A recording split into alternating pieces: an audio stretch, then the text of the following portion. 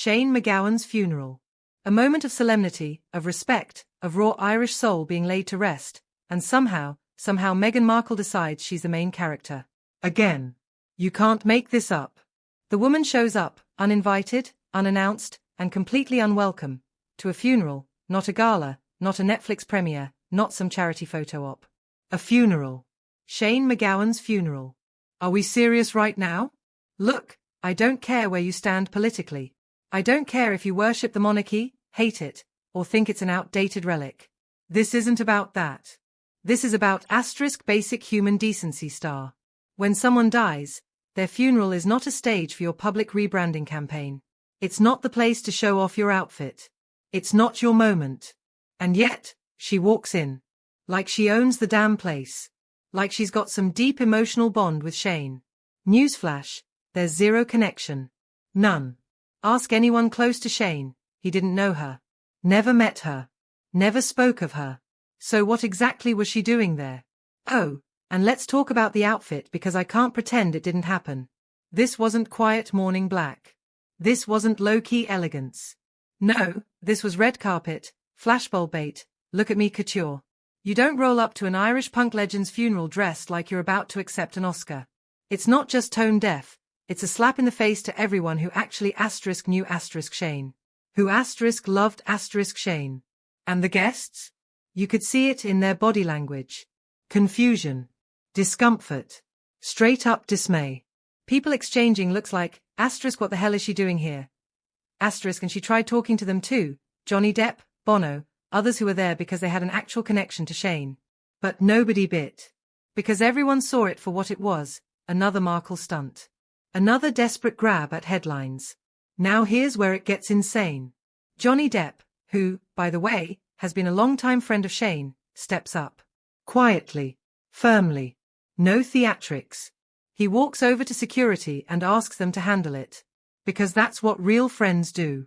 They protect the integrity of the moment. They protect the legacy of the person they lost. And they don't let someone hijack the energy of the day for clicks. Security moves in. And instead of acting like a respectful adult and leaving with even an ounce of grace, she starts arguing. Loud. Public. Obnoxious. I have every right to be here, she says. No, you don't. You weren't invited. You weren't welcomed. You made a scene. And now you're doubling down. Now let me ask you this. How many times has this happened before? How many events has she tried to insert herself into where she had no business being? We've seen the pattern. Memorials. Award shows. Even royal functions after stepping down from royal duties.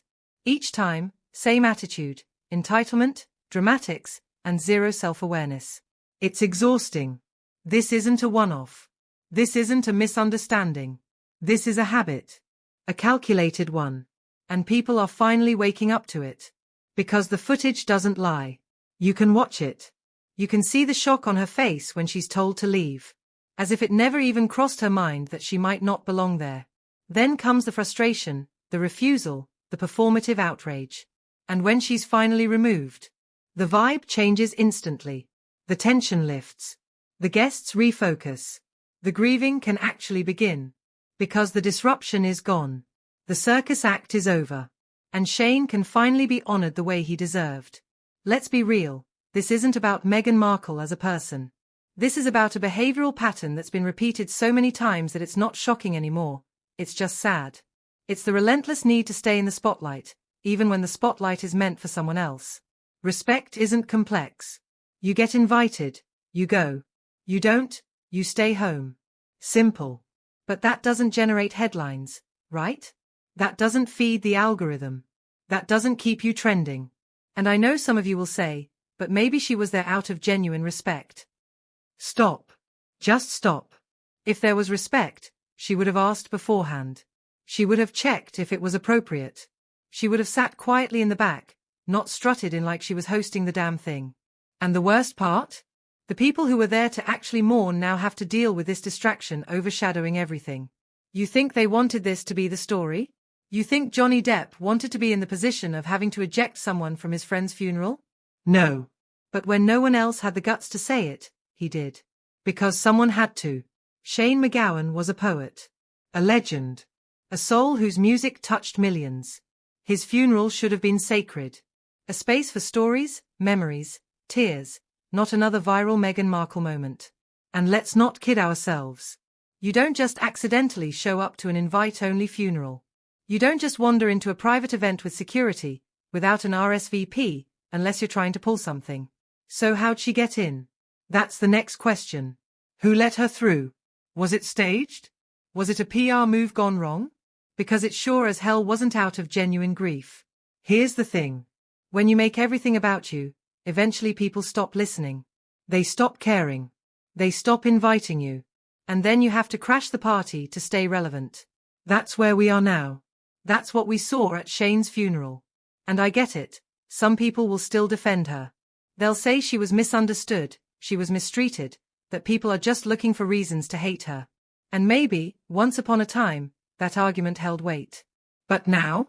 Come on. It's a pattern. A choice. A deliberate refusal to read the room. Look at her track record. Look at the events she's shown up at. The ones she's left early. The ones she's tried to dominate.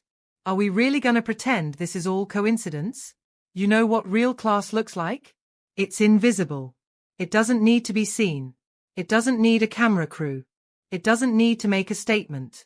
It just shows up when it's appropriate, shows support, and leaves without making it about itself. What happened at Shane's funeral wasn't just tone deaf. It was selfish. It was performative. It was the kind of stunt that turns a deeply personal event into a tabloid headline. And for what? For a few more clicks? A trending hashtag? A moment of attention in a 24-hour news cycle? Meanwhile, Shane's family is grieving. His friends are reflecting. His fans are mourning. And this is what they have to deal with. This is what overshadows the music, the legacy, the man himself. Enough is enough. If you're not invited, don't go. If you're not connected, stay home. If you're told to leave, don't argue. And for the love of everything sacred, stop treating tragedy like a marketing opportunity. You want to honor someone? Do it quietly. Do it sincerely. Do it without needing validation from the public. Because real grief doesn't need a spotlight. Real respect doesn't need a headline.